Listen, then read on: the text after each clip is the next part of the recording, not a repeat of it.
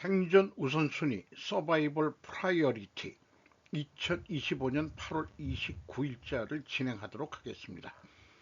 1.25 배속을 보시기를 권고드리고요. 구독, 좋아요도 꼭 부탁드리겠습니다. 오늘의 편집 내용 제목들이 되겠습니다. 한일 정상회담의 평가는 높지만 이재명 대통령의 지지율은 사상 최저의 진기한 현상이라는 제목으로 해외 신입지 저널리스트 코리아 리포트 편집장이 기고한 내용입니다. 이 대통령도 국회에서 압도적 다수의 의석을 차지하고 있는 여당을 등에 업고 민주주의 틀을 무시하고 행정의회 사법입법을 좌지우지하며 제멋대로 굴면 윤 전 대통령과 같은 길을 갈 수도 있다. 결론 부분을 앞에 끌어왔습니다. 흥미로운 것은 이 대통령의 지지율 급락은 윤석열 전 대통령 때와 유사하다는 점이다. 미일 순방을 마치고 귀국한 이재명 대통령은 예상치 못한 여론조사 결과를 알게 되면 인상을 찌푸리기는커녕 고개를 푹 숙이지 않을까.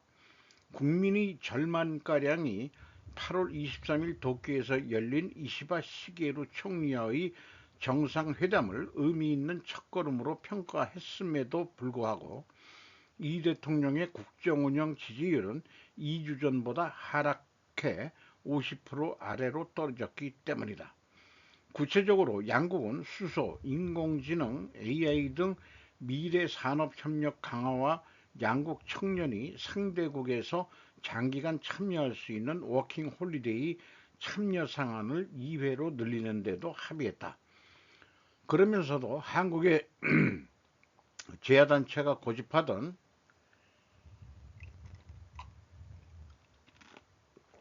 과거사나 일본 측이 요구했던 후쿠시마 수산 문제 등 양국 간 민감한 문제에 대해서는 한마디도 언급되지 않았다.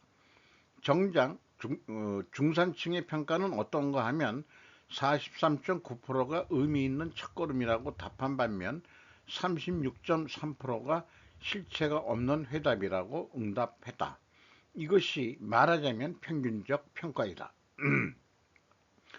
지지율 하락의 배경에는 조국 전 조국혁신당 대표의 사면, 이춘석 법제위원장의 부정주식 거래 의혹, 비서 명의로 주식을 거래한 의혹, 여기에 주식 양도 세대주 기준 혼란 등이 영향을 미친 것으로 분석되고 있다. 이 대통령의 지지율과 병행해 여당인 더불어민주당의 지지율도 6월 4일 정부 출범 이후 처음으로 40% 아래로 떨어진 39.1%로 떨어졌다. 그 대신 국민의힘과의 차이는 1.8%포인트에 불과하다. 이렇게 보도를 했습니다. 북한 언론 남한의 이 대통령을 위선자라고 비판하다. 로이터가 이 8월 27일 오전 6시 57분에 보도한 내용입니다. 북한 관영 매체 KCNA는 수요일 한국의 이재명 대통령이 이번 주 미국을 방문했을 때 한반도 비핵화에 대한 발언을 한 것에 대해 비판.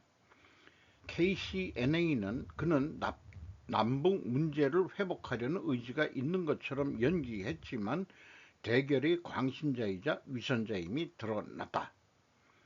KCNA는 핵 보유국으로서의 우리의 지위는 외부의 적대적 위협과 글로벌 보안군 구조의 변화를 정확하게 반영하는 불가피한 선택입니다. 그리고 북한 지도자 김정은이 특수작전 훈련기지를 또한 방문을 했습니다. 이건 뒷면에 별도로 보도된 내용이 있습니다. 스나이퍼 훈련입니다. 김정은 저격훈련 참관 총참모부 직속 저격수 양성소 조직검토. 박수주 연합뉴스TV 8월 28일 08시 35분입니다. 북한 김정은 국무위원장이 27일 조선인민군 총참모부 직속 특수작전 훈련기지를 방문하고 저격수 구분대와 특수작전 구분대 훈련 실태를 요해했다고 조선중앙통신이 28일 날 보도했다. 이 매체에 따르면 김 위원장은 국방과학원이 자체 개발한 신형 저격수 보총을 점검하고 우리 부대들이 이런 새 세대 저격 무기를 가지게 된 것은 대단히 기쁜 일이라고 만족감을 표시했습니다. 이어 앞으로 총참모부 직속으로 중앙저격수 양성소를 조직하는 문제를 당 중앙군사위원회가 검토하게 될 것이라고 예고했습니다. 김 위원장을 위해 우크라이나의 11군단 등 특수작전부대를 대규모로 파병한 뒤 특수작전부대 훈련 현장을 자주 찾아 재래식 무장 현대화와 실전훈련, 전투력 강화 등을 강조하고 있습니다. 이런 스나이퍼 훈련이 아이고 죄송합니다. 어디다 써먹냐면 우크라이나 전쟁에도 써먹겠지만은 이것이 남쪽을 향한 암살조들을 뭐 혼대든지 그런 드라마 같은 거를 연상하게 만들어 주네요. 우리나라도 그 저격수 훈련병이 있겠죠. 당연히 있어야 되겠죠. 김정은 열병식 참석 깜짝 발표. 북중로 정상 첫 3자대면 강정규 기자가 YTN에서 8월 28일 날 보도했습니다. 한마디로 한국을 초청을 이재명 칸이 안 간다니까 그 우원식 국회의장이 간다고 이렇게 됐는데 박근혜가 갔을 때는 북한군은 고위 장군이 왔는데 꽂아놓은 보릿자루가 됐었는데 이번에는 우리가 그렇게 될 것 같네요. 그로부터 10년 뒤 이번 80주년 열병식 된 난가복이 위치가 뒤바뀌듯하다 이렇게 되네요. 그 우원식 국회의장이 막루에 오른다 이렇게 되는데 김정은과 푸틴과 시진핑 세 사람이 앞장서서 가고 저 뒷공무니에서 우원식이가 올라가게 되겠죠. 그런데 가지 말라오. 우상호, 우의장 김정은과 술 한잔 했던 사이 수인사 정도 가능. 뭐 수인사 악수 정도 한다. 광민석, 오규진 굳이 그럴 필요가 글쎄요. 중전승절 참석 계획이 조우 전망하며 회담 스탠딩 면담은 불가능하다. 뭐 이런 식으로 풀어매겠습니다. 그리고 우의장 가족이 아직 북한에 살고 있다네요. 이상가족 상봉도 했었던 특수관계다. 이렇게 또 얘기를 하네요. 우원식 씨가 북한 출신이군요. 김정은의 어머니 고영이 오사카에서 자라 북한으로 건너간 그 생애를 쫓는 사기노미야 야요이가 북스탠다드에서 보도한 내용입니다. 북한의 최고 지도자 김정은 위원장의 어머니인 고용이 그녀는 오사카 스루하시에 있는 코리아타운에서 자란 제일교포 출신이지만 그 때문에 북한 역사에서는 말소리에 엄격한 감시를 받고 있었다는 것을 여러분은 알고 계십니까? 현재 김정은의 근친자는 일본에 적어도 50명 이상 있는 것으로 알려져 있습니다. 그것은 친모 고영이의 아버지와 어머니가 과거에 오사카에서 여러 가정을 가지고 있었기 때문입니다. 고영이의 아버지가 한국의 제주도에서 오사카로 건너간 배경, 복잡했던 가정 환경, 오사카 스루하시에서의 생활 등에 대해 자세히 이야기를 듣고 있으며 다니던 초등학교나 살던 집에 대해서도 특정하고 있습니다. 이 배다른 형인 토야마씨 가명이 고용이와 만나는 것은 제사 때 1년에 한 번 정도여서 말을 주고 받지는 않았지만 본처의 집과 애인의 집은 걸어서 몇 분 거리였고 주변 목욕탕 입구에서 고용이와 마주치는 일도 있었다고 합니다. 하지만 이후 고영이가 10살이던 1962년 10월 21일 북한 귀국 사업으로 가족과 함께 북한으로 귀국, 이어서 그 모습을 확인할 수 있는 것이 1973년 조선화보라는 프로파간다 잡지의 기국자 소식이라는 코너입니다. 1975년부터 옆에 앉은 고정 파트너가 되었고, 이듬해인 1976년부터 동거를 시작하여 1977년에는 공개적으로 모습을 보이지 않게 되었다고 합니다. 말년에는 유방암을 앓아 파리의 병원에서 고도의 치료를 받았지만 51세라는 젊은 나이에 사망했습니다. 일본과의 피의 연결이라는 새로운 시각은 어쩌면 일본과 북한의 관계성에 새로운 접점을 가져올 가능성도 있을지도 모릅니다. 이 고영이라는 사람이 제일교포냐, 뭐 아니냐, 뭐 여러 가지 설이 있습니다만은 이런 책이 나왔네요. 소녀의 사랑과 죽음, 대판 오사카의 학교, 뭐 이렇게 써 있네요. 북조선의 역사가라, 뭐 역사를 쓴다, 뭐 이런 뜻인 것 같습니다. 고영이 김정은 엄마에 대해서 그 친모에 대해서 얘기가 나오고 있군요. 뭔가 일본에서 연결고리를 만들어 보려고 하는 것 같아요. 중국, 미와 무역전쟁 속 1대1로 투자 올인, 중앙아시아 자원 공략. 박석호 기자가 KBS 뉴스에서 8월 28일 보도했습니다. 한마디로 중앙아시아에 1대1로 사업을 투자를 하는데, 가장 많이 투자한 데가 카자흐스탄이 올해 상반기에만 230억 달러가 집중적으로 투자가 됐다. 카자흐스탄은 알루미늄과 구리는 물론 히토류 자원 보유 대국으로 그 카자흐스탄 중동부 카라간다주에서는 최대 깊이 300m에 걸쳐 2천만 톤 이상의 히토류가 묻혀 있을 것으로 추정되는 매장지가 발견되기도 했다.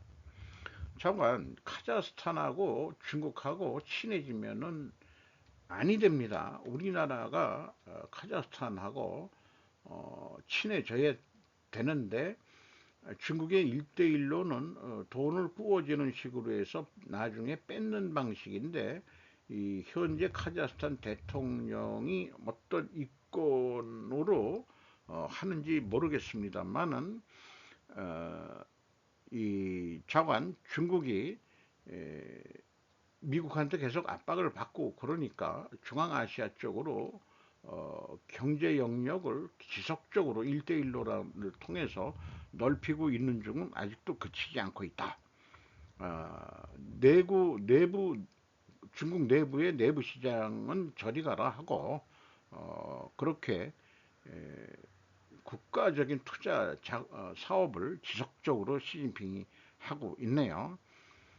그래서 무리하게 투자해서 망해주기를 희망해 마지 않습니다. 카자흐스탄은 단군의 나라이기 때문에 중국하고는 멀리해야 되지 않겠냐. 그래서 우리가 좀 더 카자흐스탄하고는 친밀해져야 된다고 생각합니다. 미국, 한국, 일본, 북한의 IT 위협에 대처하다 마이크 호이어가 UPI에서 8월 27일 보도했습니다.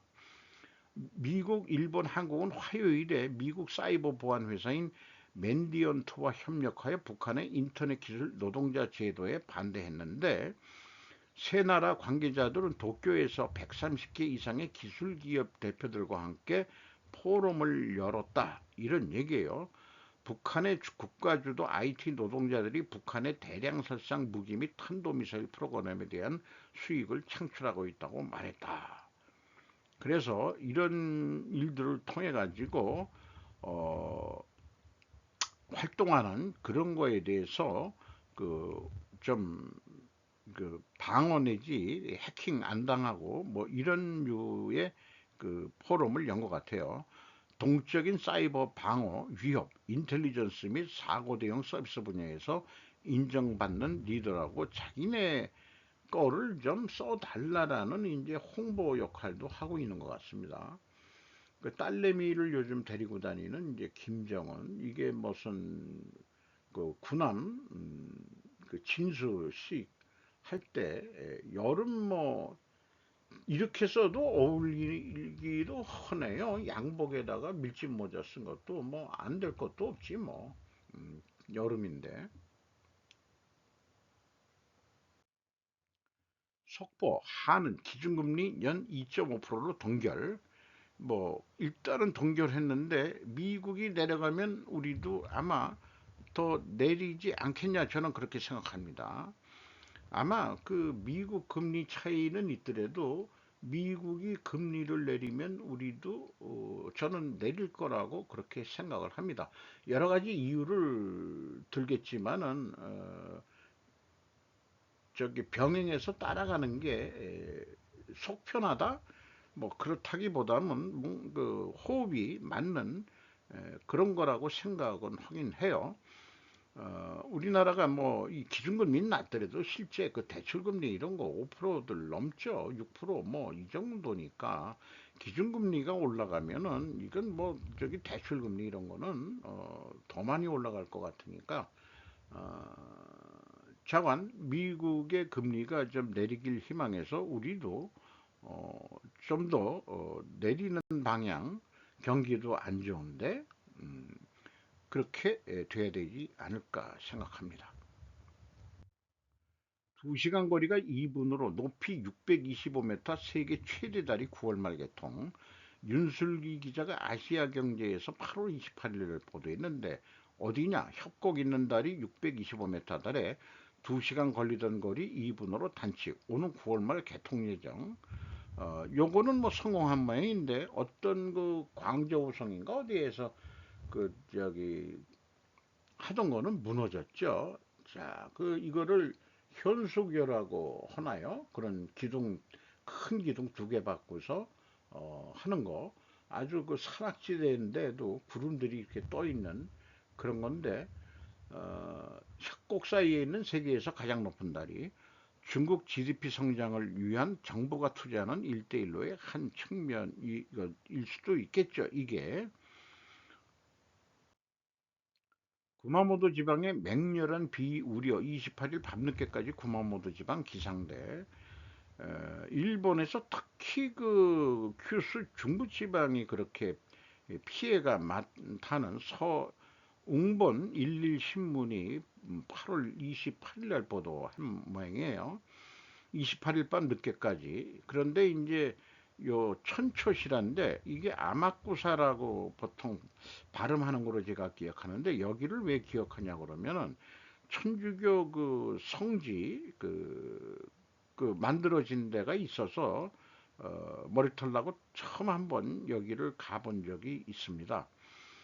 여기 중부지방이 여기 구마모도시에서 배를 타고 건넜나 어떻게 됐나 그 아니다 그냥 간 것 같기도 하고 그러는데 자관 이게 그 비가 쏟아지는 게 미국의 그 아니 중국의 그 폭우 쏟아지는 그런 그거보다는 좀 약한 것 같습니다만은 자관 그 토사 뭐 이런 것들이 내려오고 막 그래서 피해가 뭐 수천 채가 그냥 묻혔다 뭐 그러는데 우리나라는 뭐 물론 피해도 뭐 많고 하지만은 어, 일본만큼은 그렇게 피해를 많이 안 본 것 같아요. 단독 현역대장 전원 전역 초유일 사성장국 7명 전부 전역시킨다. 김태훈 기자가 8월 28일 SBS 8시 뉴스에 보도했습니다. 12.3 비상계엄 사태 이후 정권은 교체됐고 64년 만에 민간인 출신의 국방장관이 취임했죠. 다음 주쯤 군장성 인사가 대낭되는데 군인사 사상 처음으로 현역 사성장군 7명 전원을 전역시키는 방침이 세워진 걸로 확인됐습니다. 현역 대장 7명 전원에 대한 전역 조치는 초유의 일입니다. 지난 2022년 5월 윤석열 정부가 군 장성 인사에서 6명을 전현시킨 적이 있습니다. 전체 장성도 사상 최대 규모로 예상됩니다.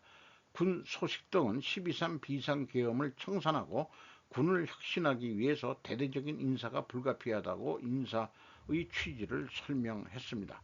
차기 합참의장은 최근 사건 사고에 잇따랐던 공군과의 현 합참의장을 배출한 해군이 아닌 육군에서 나올 가능성이 큽니다. 합참의장은 우리나라 같은 경우에는 육군에서 나오는 게 바람직할 것 같아요. 우리가 뭐 공군, 뭐 해군, 뭐 이런 데도 뭐 중요하지만은 아무래도 그 보병전으로 결론이 나는 거니까 합참 의장이 뭐 육군으로 전통적으로 나오는 건 좋은데, 제가 미국의 그 국방장관도 군인 출신이라고 그러죠. 그 헤그세스인가? 걔도 그 장교 출신으로 알고 있는데, 무슨 장군 이런 출신은 아니지만은 뭐 또 앵커도 했다고 그러죠. 그 어떻게 보면은 미국 그 국방장관도 그 민간 출신으로 봐도 그냥 무방한 거 아니냐.